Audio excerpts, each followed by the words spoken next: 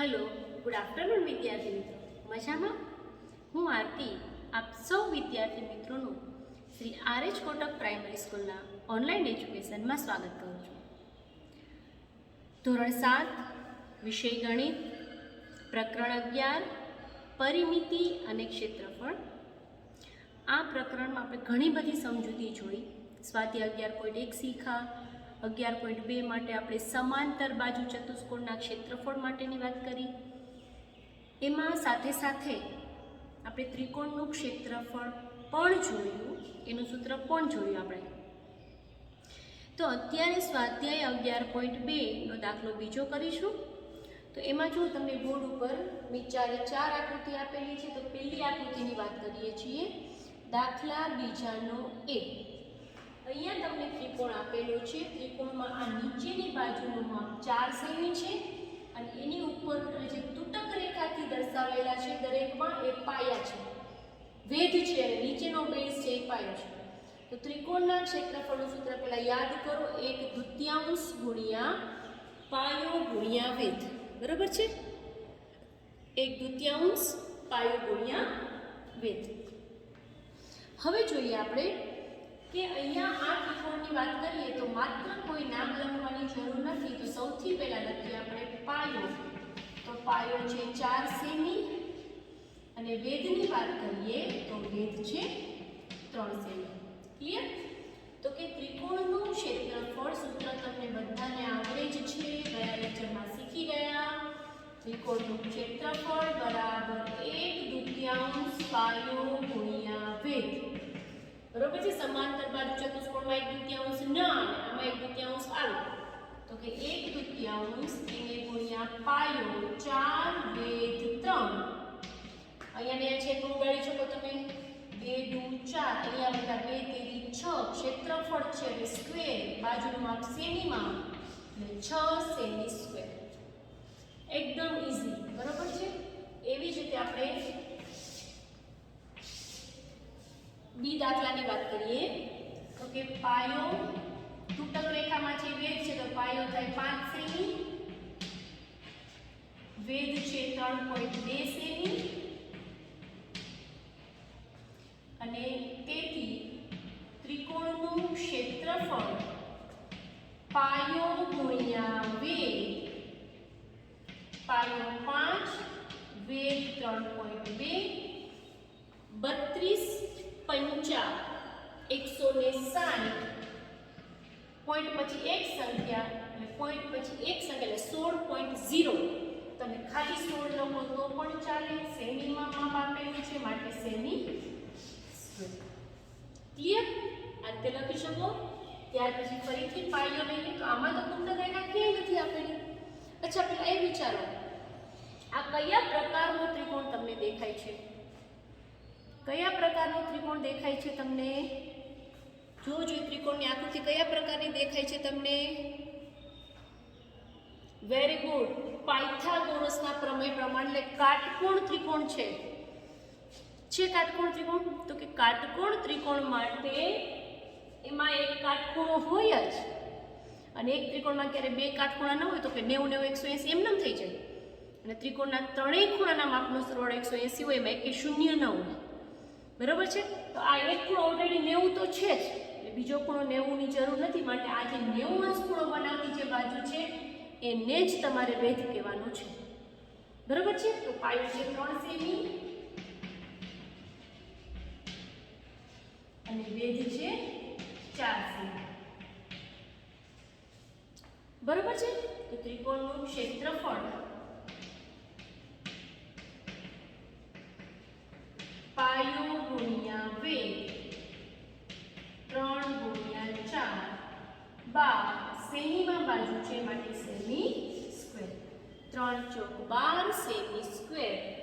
હવે અહીંયા જો પેલા બેને ભૂલી જાઓ તો આ કયા ત્રિકોણનો પ્રકાર છે? ગુરુકોણ ત્રિકોણ. ગુરુકોણ ત્રિકોણ છે એનો મતલબ આમાં વેધ નથી આપેલો, વેધ 12 ની બાજુએ આપેલો છે તો એ આ બાજુ એને પાયો જ કહેવાય. બરોબર છે? વેધ ભલે ને 12 ની બાજુએ છે, તમે બાજુને લંબાવો, પાયાને લંબાવો એટલે પાયા ઉપરનો જ વેધ કહેવાય. તો પાયા તરીકે લેશું 3 સેમી અને વેધ છે 2 સેમી, ત્રિકોણનું ક્ષેત્રફળ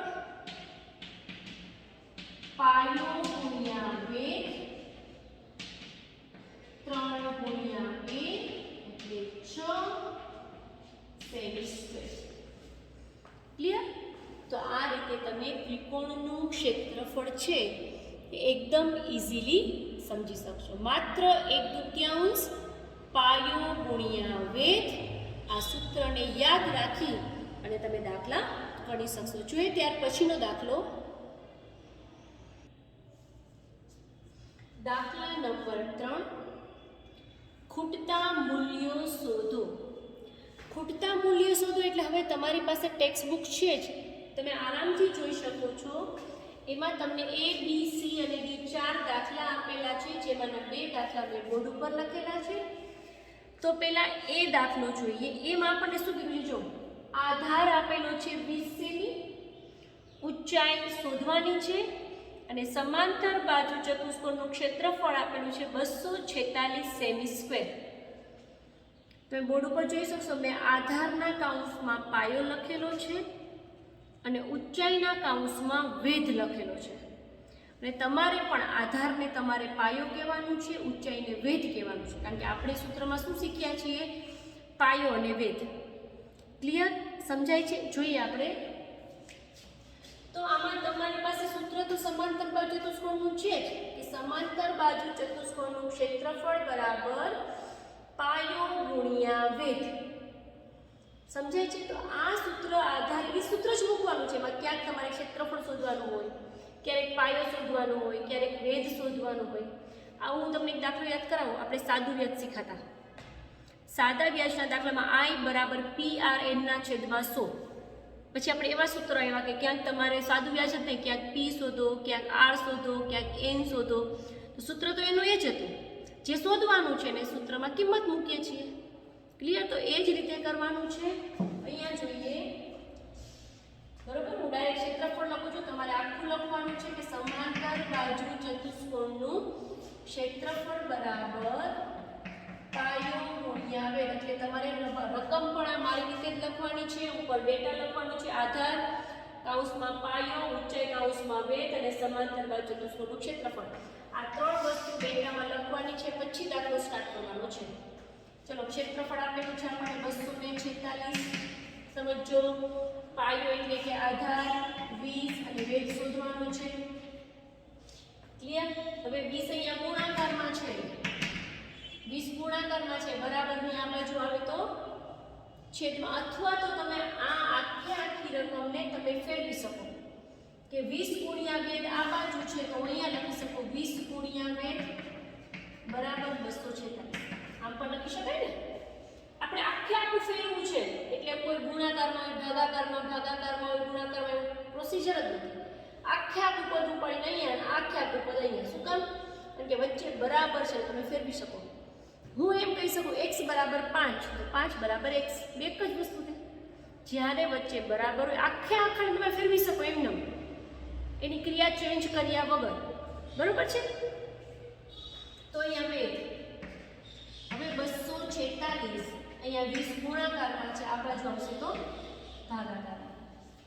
200 અહીંયા આ પ્રકરણમાં તમને ગુણાકાર ભાગાકાર ખાસ આવડવા જોઈએ.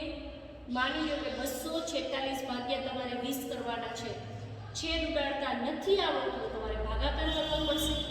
બરોબર છે? માની લો કે તમારે ડાયરેક્ટ 20 સાથે જ ભાગાકાર કરવો છે, તો કે 20 × 21, 24 માંથી 20 જાય તો 4, ઉપરથી ઉતાર્યા 6, 20 દૂ 40, 46 માંથી 40 જાય તો 0, ભાગ ન આવે, ભાગમાં પડી 0. બરોબર? સમજો શું કરવા માંગુ છું. બરોબર? અહીંયા 6 માંથી 0 જાય તો 6, ઉપર પોઈન્ટ મૂકો એટલે 0 ઉતરે, 20 13 60. જવાબ શું આવશે? 12.3 અને વેધ મળ્યો 12.3. પાયો સેમીમાં છે તો વેધ પણ સેમીમાં જ હોય. વેધ અને પાયો સેમી હોય તો સેમી અને ક્ષેત્રફળ સેમી સ્ક્વેર. ક્લિયર? સમજાય છે? એકદમ વ્યવસ્થિત સમજો. પાયો અને આધાર અને ક્ષેત્રફળ આ ત્રણમાંથી કોઈ પણ બે વસ્તુ આપેલી હશે અને ત્રીજી વસ્તુ શોધવાની. જોઈએ ત્યાર પછી ફરીથી ક્ષેત્રફળ જોઈએ. પેલા સૂત્ર જેમ છે એમ લખો પાયો ગુણ્યા વેધ. હવે કિંમત મૂકી દઈએ આપણે.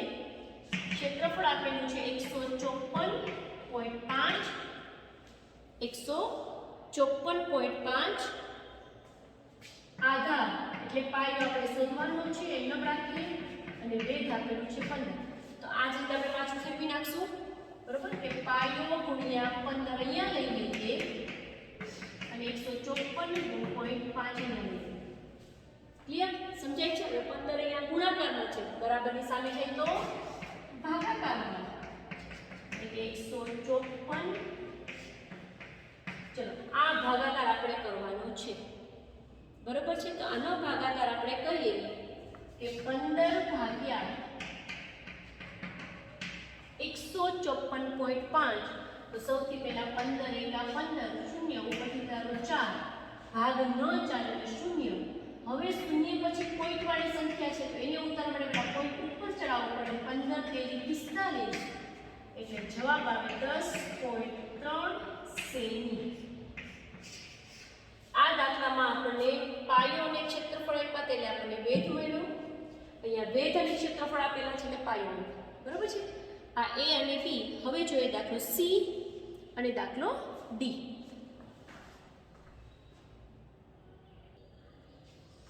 દાખલા ત્રીજાનો C. આધાર શોધવાનો છે, પાયો અને ક્ષેત્રફળ આપેલા છે.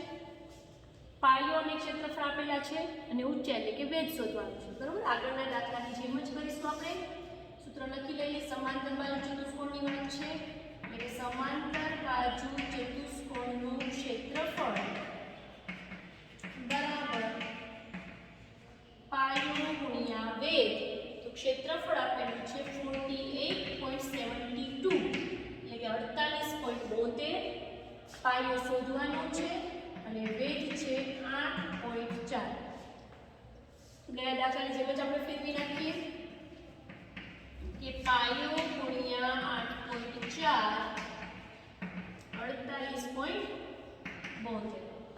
ચલો હવે જોઈએ આપણે પોઈન્ટ દૂર કર્યો તો 8.4 છે એ ગુણાકારમાં છે, સામે ચાલે તો ભાગાકારમાં.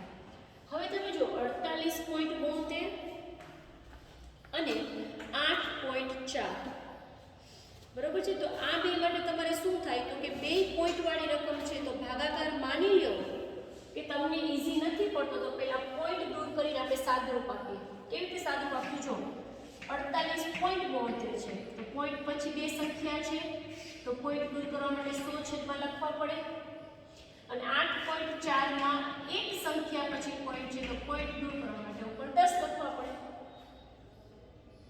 ક્લિયર? સમજાય છે?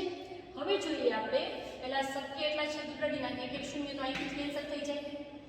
હવે અહીંયા જોઈએ આપણે 84 નો એકમનો અંક 4, 48 નો એકમનો અંક 2 એટલે બંને બેકી સંખ્યાઓ છે. બંને બેકી સંખ્યાઓ છે તો પહેલા આપણે એવો વિચાર કરી શકાય કે 2 ને 2 વડે ભાગી શકાય. તો આવી રીતની રકમ હોય તેને શું કરવાનું તો કે બંને ધારો જો 84 તમે આના અડધા કરો તો 42 નું 84 થાય એટલે 84 ના અંદર આપણે આના અડધા કરીએ તો 2 વડે ભાગ તમે આરામથી ભાગી શકો. હવે જો એક વખત આપણે છેદ ઉડાડી લઈએ બરોબર છે કે 48 તમને ન આવડે તો તમે આમ કરી શકો 48 72 સમજો અને 2 વડે ભાગી શકો. 24 નું 48 2 તેરી 6 2 6 12 2 का 2 2 दू 4 2 का 2 2 अठा 16 2 छक 12 शून्य 2 9 18 પછી 9 ને 6 15 અને 3 વડે ભાગી શકાય. 3 દુ 6 3 તેરી 9 અને 203 છે એટલે 3 વડે ન ભાગી શકાય એટલે 3 દુ 6 6 દુ 12 12 દુ 24 બરાબર. તો 24 વડે માની લો કે છેદ ઉડાડી શકાય. તો આપણે આ રીતે આનો ભાગાકાર કરીએ. સમજો પહેલા આપણે 84 ની વાત કરીએ કે 84 ભાગ્યા 48 72 હવે 84 નો ઘડિયો છે, આપણને ખબર છે 48 નાના છે, 3 સંખ્યાને લેવી પડશે. 487. તો ભાગાકારમાં ક્યાં સુધી ઘડિયો બોલવો? તો કઈ નહીં, 84 પંચા પહેલા જોઈ લેવાય. મિડલની સંખ્યા કેટલી આવે છે? 5 ચોક 20, 5 × 40 = 42. હવે 420 તો આવ્યા. હવે 420 માં હું 84 ઉમેરું તો 487 કરતા વધી છે, તો 5 વડે જ ભાગ ચાલશે. 84 પંચા 420, અહીંયા 7 વધ્યા, અહીંયા 6 વધ્યા, ઉપરથી તૈયાર થઈ. હવે સમજો, અહીંયા પાછળ એકમનો અંક 2 આવ્યો, અહીંયા 4 છે. 4 ના ઘડિયામાં ક્યાં પાછળ અંક 2 આવે? 4 નો ઘડિયો બોલો તમે તો પાછળ અંક એકમનો અંક 2 આવવો જોઈએ. એક તો 4 તેરી 12, પણ 487 તો 85 આવે, 672 કરતા મોટા છે. 4 8 32, એમાં એકમનો અંક 2 આવ્યો. એનો મતલબ 84 × 8 ટ્રાય કરી જોઈએ, કદાચ મે બી પોસિબલ. 8 ચોક 32, પાછળ એકમનો અંક 2 છે, કદાચ મેચ થાય. તો 88 64 64 ને 3 વાહ, તો વેરી ગુડ. 672 64 58 શું આવ્યું? 672. પણ છેદમાં 10 છે, ભૂલતા નહીં હો. 58 ના છેદમાં 10 એટલે કે 5.8 સેમી. બરાબર છે. હવે જોઈએ ત્યાર પછીનો ગુણાકાર અને ભાગાકાર. આ ખાસ આવડવા જોઈએ. ચલો, અહીંયા ક્ષેત્રફળ બરાબર પાયો ગુણ્યા વેગ. ક્ષેત્રફળની વાત કરીએ 16.38, પાયો છે 15.6 અને વેગ શોધવાનો છે. વેગને આ બાજુ લઈ લો બરાબર 16.38. વળી પાછું એ જ રીતે ભાગાકાર આવશે તો વેગ બરાબર 16.38 ના છેદમાં 15.6. બરાબર છે. એનું આપણે સાદુરૂપ આપીએ અને આ ભાગાકાર છે. બરાબર, એ પોઈન્ટ દૂર કરીને પણ તમે કરી શકો.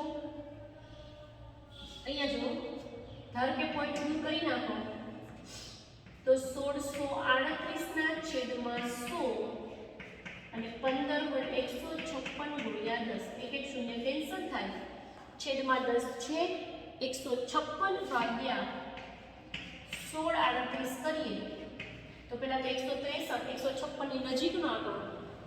156 × 156, 13 માંથી 6 જાય તો 7, અહીંયા 0 0 ઉપર 8. 156 કરતા 78 નાના છે, ભાગ ન ચાલે અને ભાગમાં પડે 0. બરાબર, પછી પોઈન્ટ ઉતારો અને પછી 0 ઉતારો તો 156 પંચા 5 × 30, 25 25 28, 5 × 5 = 7, 10.5 સેમી. બરાબર છે. તો આ છે દાખલા નંબર 3. બરાબર, તો વિદ્યાર્થીઓ, સ્વાધ્યાય 11.2 માં દાખલો 3 ખૂટતા મૂલ્ય શોધો એ આપણે કમ્પ્લીટ કરીએ છીએ અને નેક્સ્ટ લેક્ચરમાં સ્વાધ્યાય 11.2 એ આગળ વધારીશું. Okay, by.